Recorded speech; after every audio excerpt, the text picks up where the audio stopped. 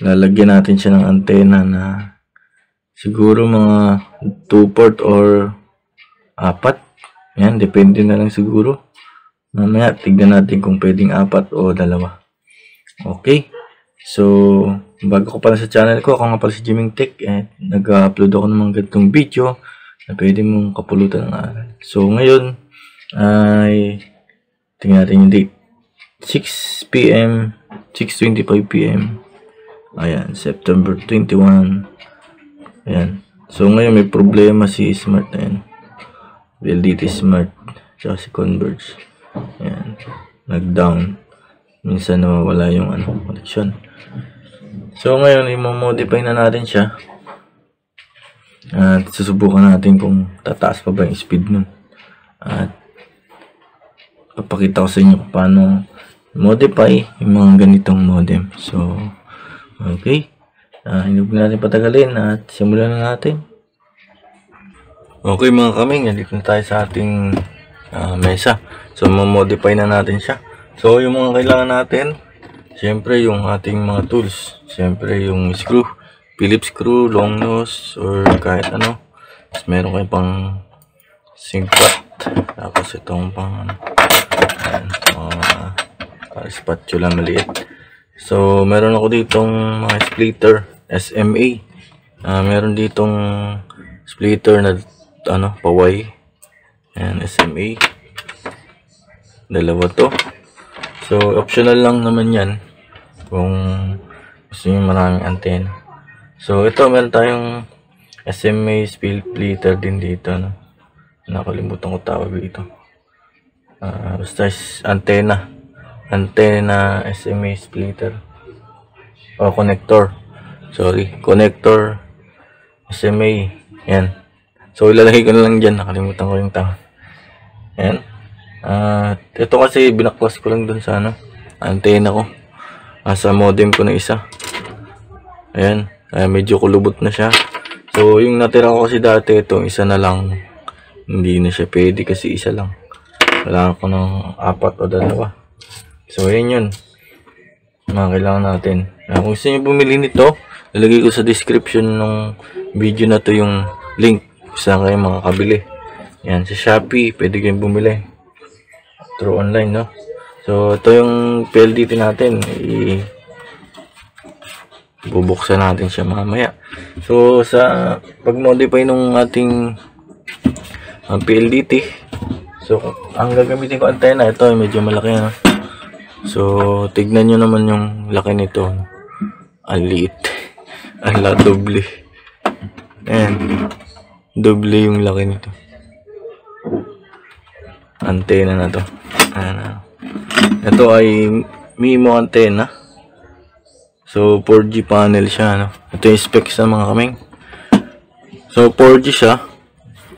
Yan. Yung frequency niya ay 1710 and 2700 MHz. So, yan, meron siyang 36 dBi. Kasi meron siyang dalawang 18 dBi. 18 plus 18, 36 dBi. Yan. Cable length ay 20 meters. So, yan. Yan yung specs ng ating So, sa pagkaka-research ko, pwede dito sa 5G, yung frequency kasi na may 5G na sakop to, So, ipapakita ko na sa inyo mamaya. Yung N41, yung kasi din yung available dito sa akin. Mamaya ipapakita ko sa inyo yung frequency na yun. So, pasok sa dun sa megahertz nun. Ayan. So, medyo na yung mga video natin, mahaba. So, bubuksan muna natin to, mga kaming.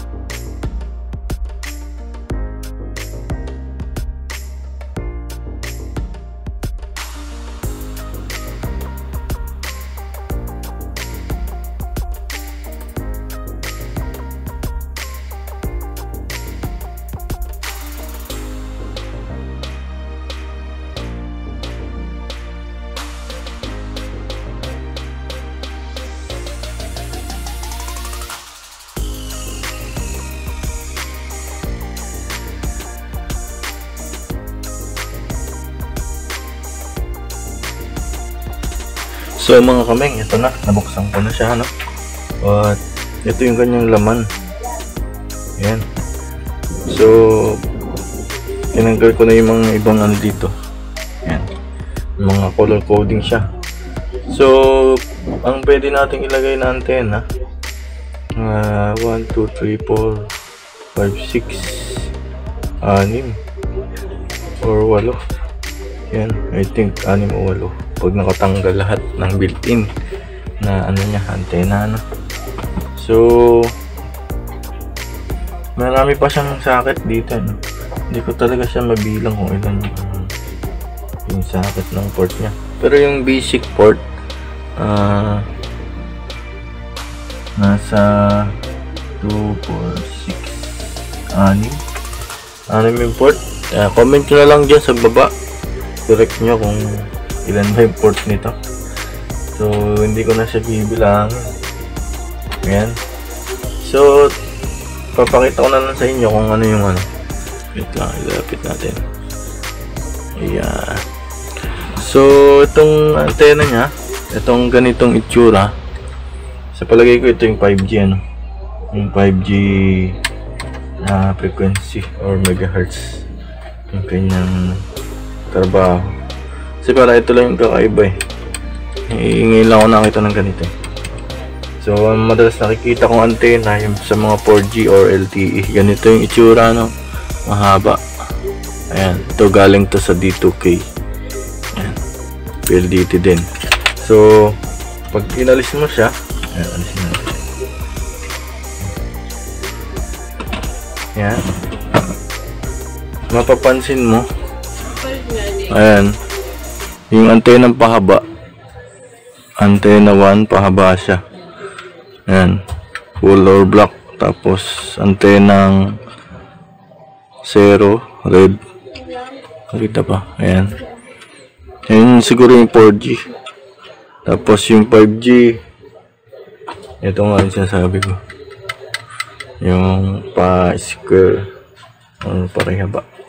So alisin natin to para makita nyo pa yung meron pa dito antena. Ayan. So ito din yung antena na sinasabi ko. Dalawa yung ano nya, dalawa yung 5G antena nya. Yan, ito yung itsura, no? Yung 4G nya, itong dalawa din, itong antena 0 tsaka antena pahaba. So dalawa. So meron pa siyang built-in dito, antena left and right. So may antena pa na ano, 2 and 6. Yan, tsaka ano to, 3, 7. Ayan, nakikita nyo ba? So built-in siya. Sinulat ko na yan mga yan, left and right yan, yung mga antena nya, kung ano yung mga port, yung mga color coding dito. May mga color kasi yan, red, black, gray at white, ano, tsaka number ng antena. Madali mo naman ma-identify yung kung antena ba yung ano na to. Ayan, nakalagay sa kanya ANT, ibig sabihin antena yan. So yan, may mga nakasulat. Ayan, 153 antena, ang ganyan, bla bla bla bla. So yun, ano, ayan, nakasulat antena ANT, ibig sabihin antena yan. Ayan, ito. Ayan, pagkusensyahan nyo na medyo mahaba ng video. So itong nandito naman sa bandang taas, ayan, ito naman yung wifi nya. Ayan, mababasa mo naman eh, wifi. Dito sa kabila meron din, ayan, oh,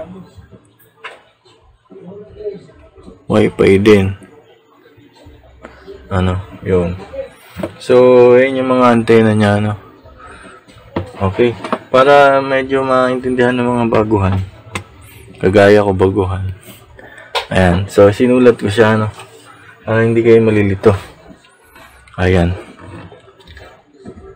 Oh, sige, tayo na lang natin na ganito para ito paano nakikita.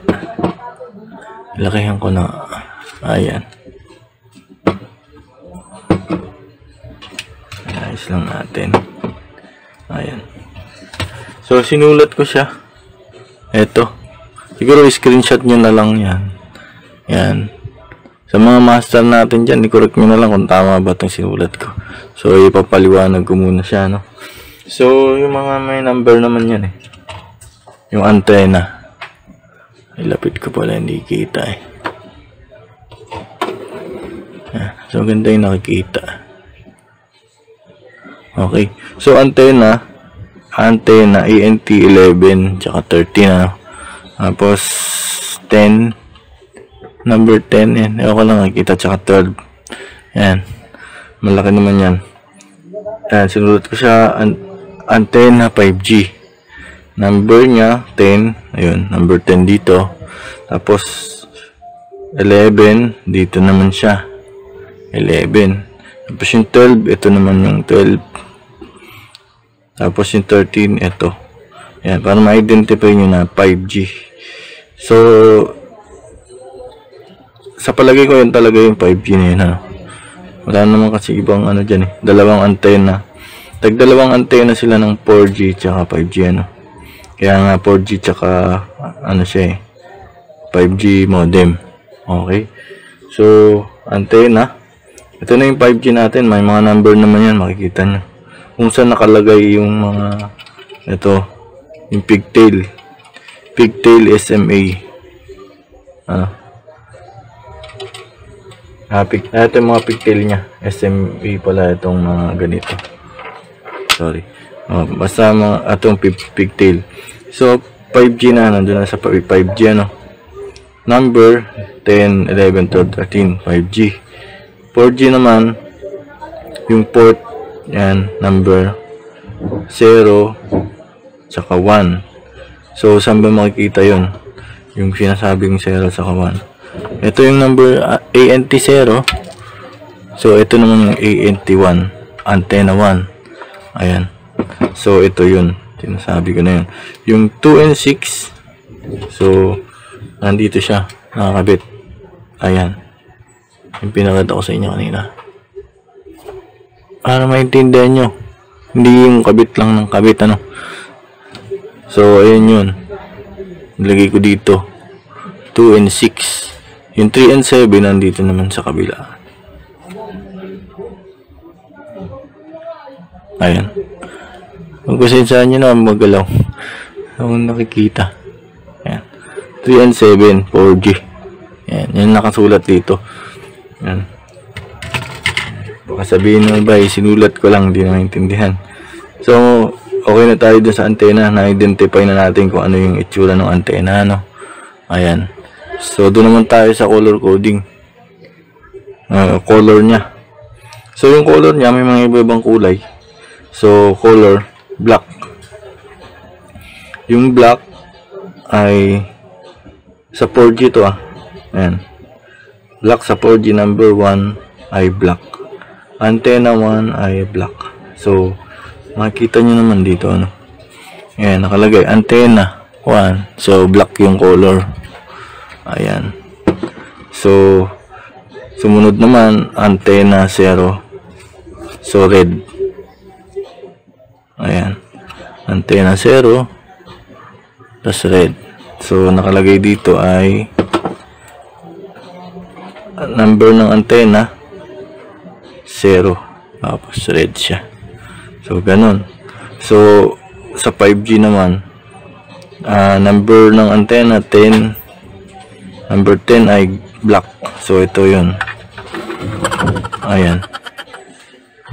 Kung isa-isahin natin ay medyo haba na. And so on and so on na yan.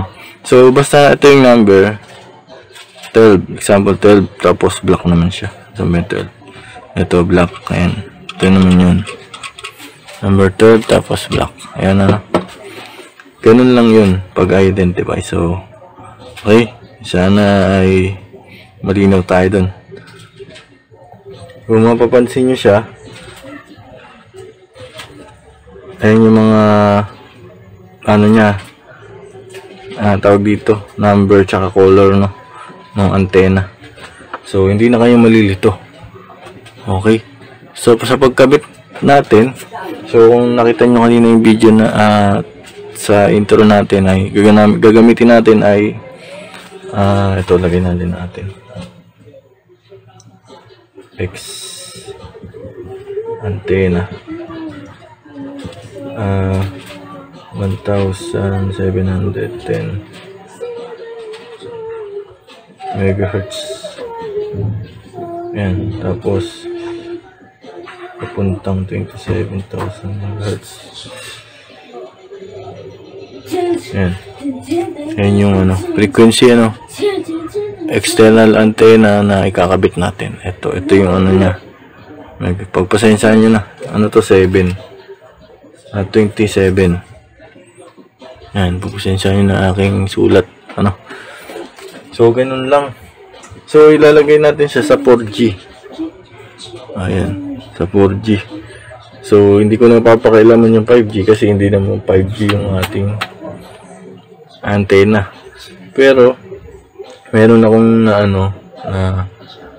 nakita na pwede itong antenna sa 5G niya.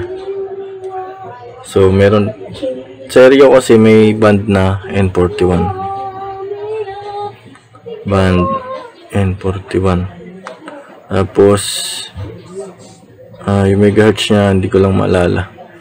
Basta, pasok itong megahertz na to, yung range nito, dito sa na to. So, sa susunod na video na siguro yan, natin siya. So, ilalagay ko na lang siguro siya dito sa red and black Itong antenna na red and black 0 and 1. Yan, 0 tsaka 1, red and black. Dito ko na lang siya ilalagay, itong 4G. Total, dalawa lang naman to. Yung ating SMA pigtail. Yan. Doon ko na lang siya ikakabit. Doon sa 4G na. Ito, para maintindihan nyo, madali. Yan. Yung antenna 0 tsaka 1, yan. Dito. Ay, yun lang yung, titignan nyo lang naman ito mahaba natin. Ito, antenna 1 black. Tanggalin nyo lang yan. Tapos antenna 0. Tapos red. Yan. Magkapalit man, wala naman yung problema. Yan ganun lang. So ilalagay natin siya. Ito yung pigtail na ito para pero kung gusto nyo modify ng maramihan, pwede naman, na problema. So ito yung pwede nyo maging guide ayan. So nyo na lang, tulad nyo na lang So kung ibabalik mo siya sa dati, yan yung style niya yan, hanapin nyo lang kung saan nakasalpak yung yan, sample lang din yung red tsaka black. Yan. Magkabilang gilid lang naman, black, red. Yun lang yung kakabitan niya. So, ito ilalagay natin. Ipapakita natin sa inyo. Yan, dalawa to. So, lagay ko siya sa ito. So, ito R, ibig sabihin red. Yan, para nakita nyo pa rin. Yan, R, red. So, ito dito. Itong port na to, tandaan nyo na lang siguro. Ayan. Kung nalilito pa rin kay red. Nakatapat naman yan. Hindi kayo malilito. May sulat na sa board. Kung R, red dyan.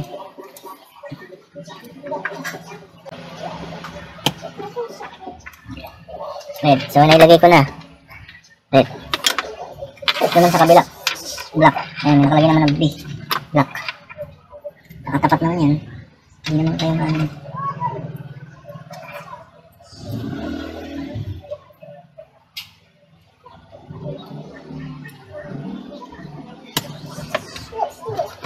So, ayan. Magkabilang gilid So, ayan. Assemble natin. Kabit natin. Tapos, testing natin. Tignan natin kung gumana ba yung gagawa natin. So, kung nanonood kayo ng mga ganitong video, matagal talaga pag nag-modify mga kami. Hindi basta-basta na mag-modify. Madali. Hindi madaling video. Maiksi. Mapapansin nyo mga bata ba? Kung papanoorin nyo to, ay talagang nakain kayo ng oras. Yan. So, nung kakalabasan ito, 2 port lang. Pero kung yung antenna nyo ay 5G capable, pwede nyo alisin itong 5G. Kasi palit nyo yung pigtail. Ganun lang naman yun. Masasuggest sa inyo, gumamit kayo ng pigtail na ganito. Makapal. Yung ganitong style, pero ganito yung may protection makapal kasi yan. Yung ganito kasi manipis to So, yun, kakabit natin. So, testingin natin naman siya. Kung effective ba naman yung kanya. Yung ginawa natin. So, ayos lang natin itong mga pinagtatanggal natin.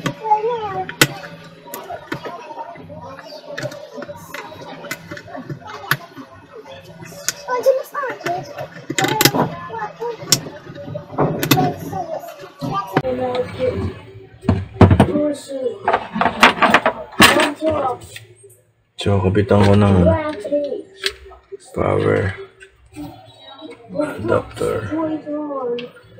Testing natin.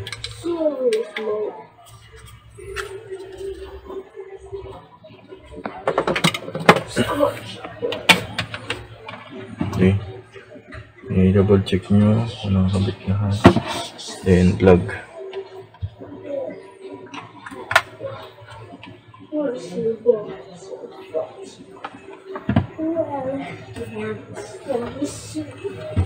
So wait lang, tayo natin mag-boot. Ayun, kuha ko ng cellphone. So ayun mga kaming, nandito na, nag-boot na. So tignan natin kung may pagbabago, ano. So connect tayo sa 5 GHz. Ayan, connected na tayo. Tapos speed test. So ito yung speed test natin kanina. Tingnan natin kung magbabago siya, ano. Kung may dagdag pa naman. So sa 4G natin kinabit antenna na 4G. Ayan. So wala. Ay, dumagdag ng kaunti. Ayan. Naging ano 347. Dumagdag ng kaunti siya. Hindi kasi nakapix yung ano ko, antena eh. Nalabas. Baga nandun lang sa taas para nakasabit lang. So ayun. Detail, paano ba makikita yung result. So yung kanina 6 port 24. Makikita na siguro 624 22 6:24 PM 322 Mbps. So nilagyan ko sa antena yan. Tumaas naman ng konti dun sa ano sa 4G natin nilagay. So subukan natin siguro ilipat naman sa 5G. Tingnan natin kung tataas. Tumaas naman siya ng almost 25 Mbps. Tapos dito ay 5 Mbps yung upload yung tinaas. Okay, yun. So ililipat ko naman yung antena niya. Patayin muna natin. Lalagay ko naman siya sa gray. Yan. Sa gray naman. Saan ba yung antena natin? Sa gray.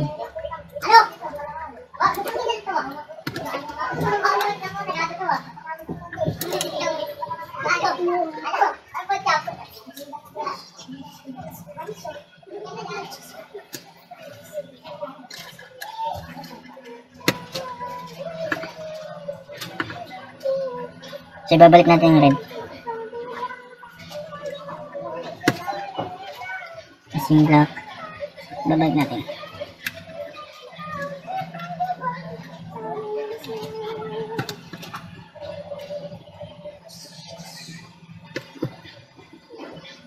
Yan. Ang nakatanggal natin yung gray, tsaka black, sa kabila. Dalawa kasi yung black, magkabilang black yan. Yan. So, susubukan naman natin. Okay, ayun, i-plug natin. So, ingat lang kayo, ano? Mag-short. Goodbye, Philippines. Ayan. Tayo lang natin mag-boot. Then, test ulit tayo. So, ayan, nag-boot na. Connect tayo 5 GHz. Ayan. Then, speed test. Ayan, smart. Kita ba? Smart. Ayan. So, ayun yung ano niya. Tingnan natin kung tataas. 5G ano. Oh.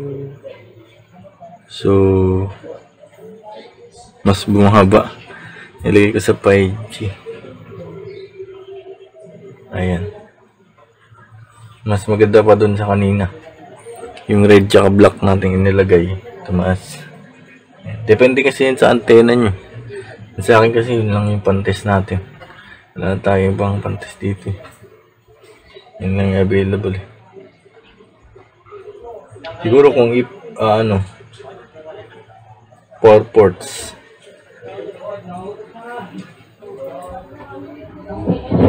Hanggang dito na siguro yung video natin. Sorry mga kaming, hanggang dito na siguro yung ating video. Medyo mahaba na, no? So, bago ka pa lang sa channel ko, please like, share, and subscribe. And kung nagustuhan mo yung video natin, and thumbs up mo naman, and pakisubscribe mo na din yung channel natin. Siyempre kung hit mo yung notification bell para ma-update kapag may mga ganda tayong upload. So, sana naipaliwanag ko sa inyo ng mga port na antena. Bagamat hindi naman natin matest na ma-improve talaga kasi mabilis dito sa akin. Hindi ko na-advise yun na mabilis na din. Parang kaki lang yung nagbago. Pero at least nagbago ng konti.